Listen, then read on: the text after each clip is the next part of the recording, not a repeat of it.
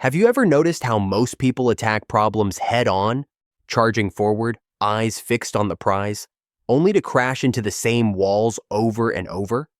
What if I told you the secret to avoiding those walls isn't running faster, but turning around? It's called inversion, a way of thinking where you start from the end, imagine everything that could go wrong, and work backward. Today, I'll show you how this single mental shift can outthink and outperform almost everyone. Before we dive deeper, let me share a true story about how reverse thinking can save lives, literally. In 2014, St. Mary's Hospital in London was hit with alarming headlines. Their post-heart surgery death rate was 40% higher than the national average. Politicians and the media demanded action. Some even suggested cutting back surgeries to fix the numbers. But Professor Jonathan Wells, head of cardiac surgery, paused. Instead of rushing to reduce cases, he asked the opposite question. What if these high numbers aren't from bad surgery, but because we take on the toughest patients others reject? Looking back at 3 years of data, his team found nearly 60% of their patients were extreme emergencies, many arriving from other hospitals in critical condition. When compared only to similar risk cases, St. Mary's survival rate was actually above average. They kept accepting the hardest cases, improved aftercare, and within a year, survival among high-risk patients rose by 32%. That hospital's turnaround wasn't luck. It was the result of flipping the problem on its head. And that's exactly what inversion is all about. Inversion is a mental model that asks, what would failure look like, and how can I avoid it? Instead of charging toward a goal in a straight line, you work backward, identifying the traps, dead ends, and mistakes that could derail you. Then you remove them before they happen. Charlie Munger, the legendary investor, put it simply, all I want to know is where I'm going to die, so I'll never go there. It's witty, but deeply practical.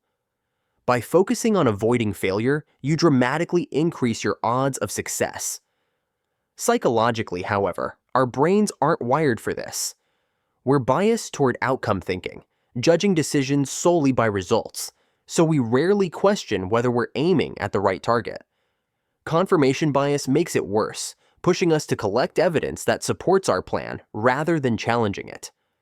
From an evolutionary perspective, forward-only thinking was once a survival advantage. Our ancestors had to chase food, flee predators, and act fast.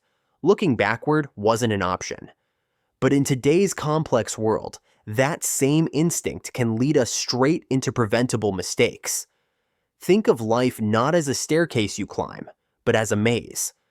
Charging ahead might feel productive, but you can hit walls for years. Sometimes, the fastest way to find the exit is to trace your path backward and see where you went wrong. This is where inversion shines, not as a fancy theory, but as a mindset shift that turns uncertainty into clarity. So how do you actually use inversion in daily life? It's one thing to understand the idea, it's another to turn it into a habit you can rely on when stakes are high. Let's break it down into practical, science-backed strategies you can start using today. Number 1, the what if I failed method. Instead of asking, what do I need to do to succeed? Flip the question, what would guarantee failure, and how do I prevent it? Psychologists call this premortem thinking, a concept studied by Gary Klein. In a premortem, you imagine you've already failed, then work backward to identify exactly what caused it. This helps you spot risks your optimism would normally overlook. For example, if you're launching a business, instead of only planning for growth, you'd list reasons it might collapse. Lack of cash flow, poor marketing, burnout. Then you build safeguards, extra savings, diversified marketing, better time management. Number 2, reverse journaling. Most people keep journals of goals, things they want to achieve. But inversion says, keep a list of anti-goals, things you want to avoid. Charlie Munger himself uses this approach. For example, avoid working with unreliable people. Avoid businesses I don't understand. Avoid overcomplication when a simple solution works. In daily life, this might look like writing. Avoid checking my phone before bed, or avoid saying yes to things that drain my energy. Over time, you'll notice you hit your real goals faster simply by eliminating the friction. Number 3. CBT reframing. Flip the problem. Cognitive behavioral therapy teaches us that our thoughts shape our emotions and actions.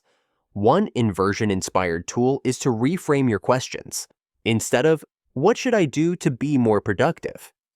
ask, "What am I doing that's making me unproductive? And how can I stop?"